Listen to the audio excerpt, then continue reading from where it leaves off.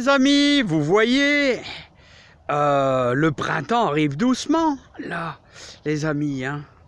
Voilà, alors on est le vendredi 17. Est-ce que ça vous dirait, les amis? Vous voyez, c'est bouclé.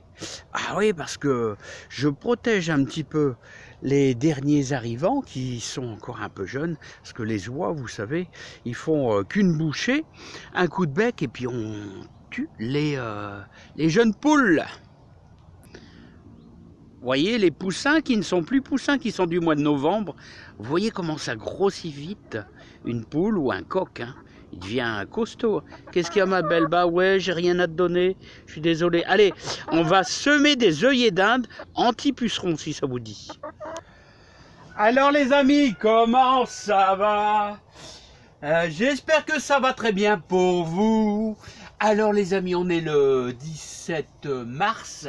Je vous invite à semer des œillets d'Inde que vous allez mettre à la maison, un peu au chaud. Et puis dès que ça va sortir, je vous invite de les mettre soit dans votre serre, soit un petit peu abrité avec du plexiglas, pourquoi pas, contre le gel. Parce que l'œillet d'Inde, il est quand même un peu fragile. Hein. Alors, on va prendre du bon terreau, du terreau horticole. Et demain, je vais vous faire une vidéo qui va vous allez voir comment c'est flagrant entre un terreau vraiment bas de gamme et un terreau, bien sûr, horticole amélioré avec algues et tout. Voilà, donc je vous ferai voir. Il y a une sacrée différence. Hein. Et pour faire un bon départ au niveau de vos semis ou plantations, faut toujours prendre du bon, vous ne serez pas déçus. Terreau horticole, les amis. Et maintenant, on va implanter nos graines d'œillet d'Inde, alors qui est c'est un repousse puceron. Alors je remercie Jean-Michel, un grand ami qui est venu m'apporter un petit peu d'œillet d'Inde. Et c'est un sacré jardinier, hein. Il se débrouille très très bien avec ses légumes. Merci Jean-Michel. Alors soyez pas trop drus, les amis. Bon, bah, moi, je filme en même temps. Vous savez, quand on filme en même temps, puis en plus, regardez ce que je fais, c'est dur. C'est-à-dire, après, vous serez embêtés, puis ils vont pousser très mal. Donc, il faut y aller mollo. Voilà, j'espère qu'il cadre à peu près. Voilà, vous voyez, on n'est pas en excès, là. Il vaut mieux faire plusieurs barquettes et qu'elles soient bien. Voilà, maintenant, on va prendre notre terreau de semis, parce que là c'est terreau horticole, terreau de semis plus fin, beaucoup plus fin. Voilà, vous allez recouvrir. Bon, les amis, ceux qui connaissent, ça va, hein, mais bon, il faut toujours apporter de la précision pour celui qui débute dans le jardinage. Voilà. Voilà, il n'y a pas besoin. Surtout, on n'étouffe jamais les graines. Vous voyez? Est-ce que j'ai ma petite planchette là? Vous voyez, hop, ma petite planchette. Je crois que j'ai oublié ma petite planchette. Bon bah c'est pas grave les amis. Vous voyez là il y a un gros morceau, ça va gêner la graine, donc il faut absolument le casser. Voilà, hop. Alors pourquoi je recouvre avec du terreau de semis et pas ce fameux terreau là, ce qui est beaucoup plus grossier. Ça, vous voyez, il y a des gros morceaux, mais je veux dire c'est grossier, c'est lourd pour une graine sortir de terre. Donc on favorise plutôt la germination et je vais chercher ma petite planchette. Ah Jean-Michel, tu m'as fait super plaisir. Alors maintenant, le but n'est pas d'écraser la graine, hein. On aplatit seulement légèrement. Très légèrement. Vous voyez, avec un petit morceau de palette, vous faites ça. Hein, c'est super simple. Voilà, et là on est bien. Et là, ce qu'il faut faire, attention, parce que j'ai de la graine là, c'est que là, vous allez mouiller avec de l'eau de pluie. Vous voyez, si je pouvais avoir un jet plus...